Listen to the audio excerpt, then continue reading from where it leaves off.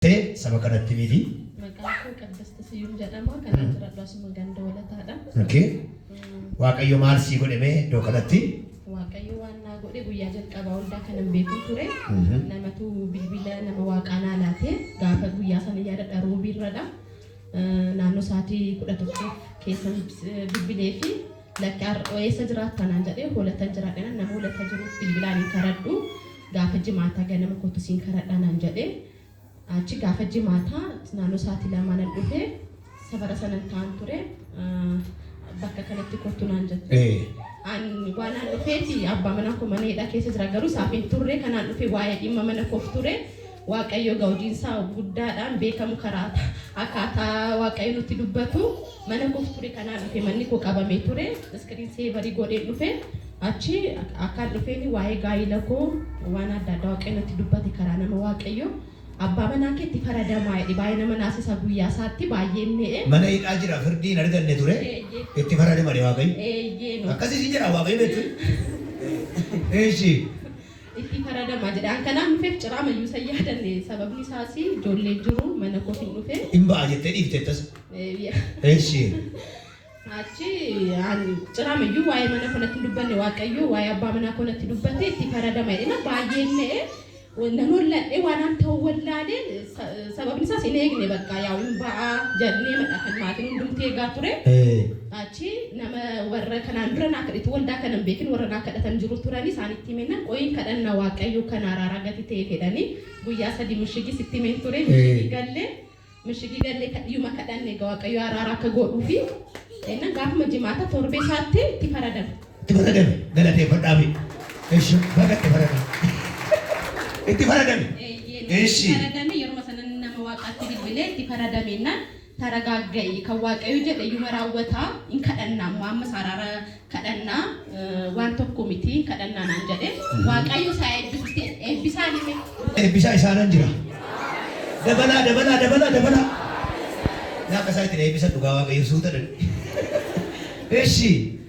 Achi gaafa jimaataasaa an asuma ture sababni isaas bareera akka waaqayyo waan dubbatee hin soobu gati ta'ee fi an charchi baay'ee deemeratti faradama kan jedhu nageenya. Inni gamaa dhageessi.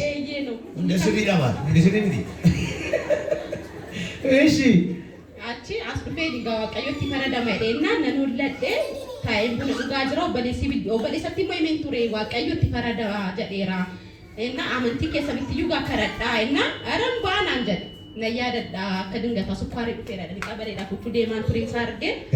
Achi na waaman baay'ee bo'uu turani baay'ee nama gaddisiisa waaqayyo isinitti hin fidiini. Abbaa manaa jechuun gamana sidha waaqayyo gaditti waan tokko gochuus hin danda'a. Abbaa manaa malee maaltu socho'a? Dhugaan isin hin qoosu miti isin abbaa manaa jechuun mataa dabala. Eeshi. Achi na waamanii gaafaan deemu bo'u hundumtuun bo'u.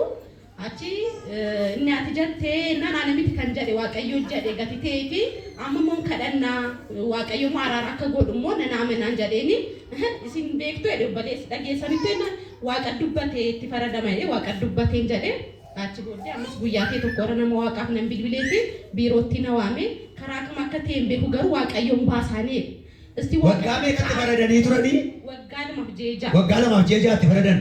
Amma immoo deebisee gaafate dhuftee kanatti waaqayyoon nan baasan moo jedhe. Eeshi. Isti ililchaamee waaqa. Mee ililchaame waaqayyo. Ameen. Haleluuyaa. God is good. Ameen. Waaqayyo haa fudhatu. Ameen. Achi akkasuma jedheen deemeen hin baatas hin jedheera waaqayyo gati ta'ee fi waaqumatti amanuudha. Sababni isaas namni biyya lafaa yooma murteesses waaqayyo garuu guddaadha kan namni cufe waaqayyo banuu danda'a gati ta'ee fi waaqayyotti amanamne jennaan waan hundumtuu hin ta'a. Sababni isaas hin amanamne takkaat kan itti faradame waaqayyoodha malee kana namni gochuu hin danda'u. Achi torbee har'aa keessadha.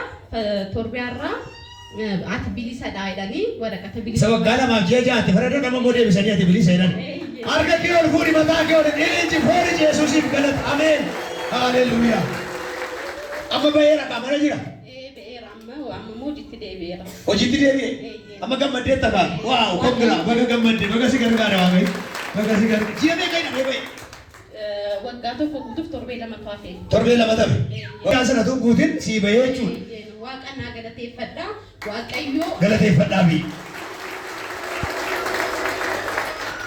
Eshi. እና nama waaqayyo kana asitti kan fide waaqa dhagatee itti fayyadamu kan keenyadha. Waaqayyo baay'isee isaa eebbisu ammayyu waaqayyo dabalee. Amen. Isaa eebbisuun jedha. Amen. Harkatti qabaati waaqayyo isa hafe moosii faxumur jedhaan hime. Ammas mata duree irratti kadhachaa jirtu